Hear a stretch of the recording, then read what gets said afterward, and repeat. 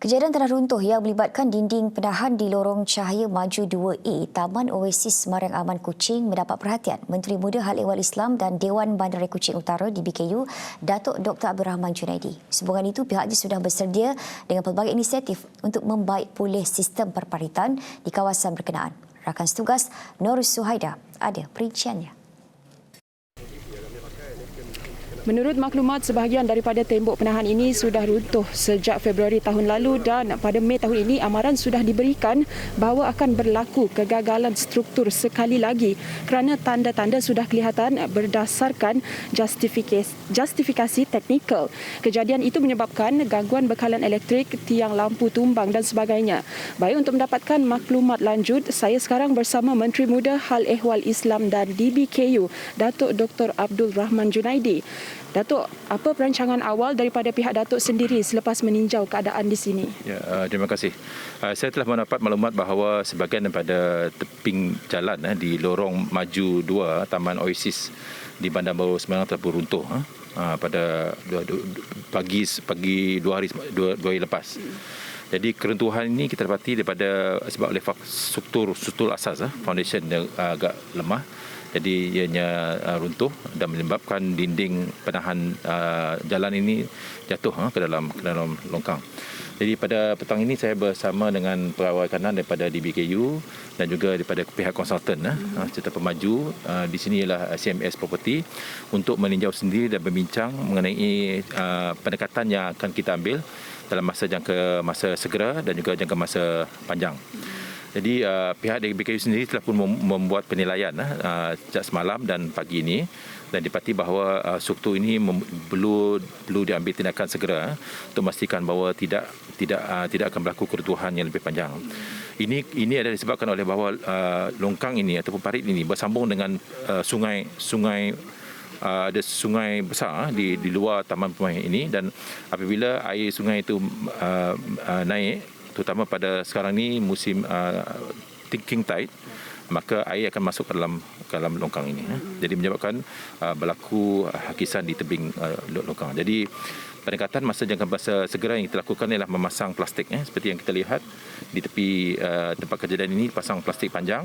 Satunya untuk menahan hakisan sekiranya hari hujan supaya air tidak masuk dalam kawasan yang terlibat dan dapat mengurangkan kadar hakisan yang berlaku.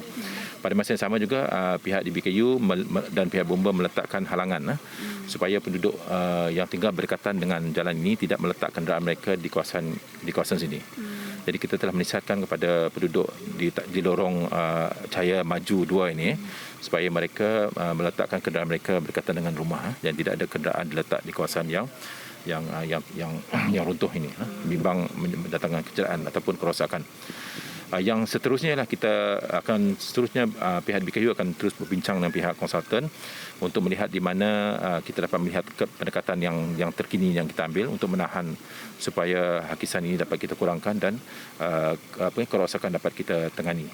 Dan tadi saya dimaklumkan oleh pihak konsultan bahawa mereka akan menyediakan pendekatan jangka masa panjang, long term, bagaimana kita nak melakukan kerja-kerja pembakian untuk membaki longkang monsun yang besar ini.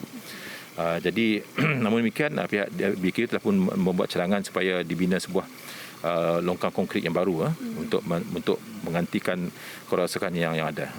Jadi kawasan yang terlibat adalah sepanjang 60 meter.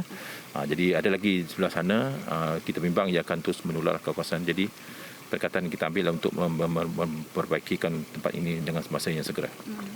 Datuk, apa nasihat Datuk kepada penduduk sekitar ataupun untuk orang awam sekiranya berlaku kejadian seumpama ini di kawasan mereka?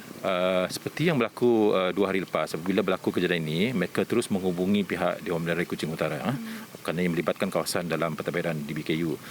Sebelum itu mereka juga menghubungi pihak Sarawak Energy Berhad kerana terdapat tiang elektrik yang runtuh, yang patah dan dan kabelnya terdedah kepada awam.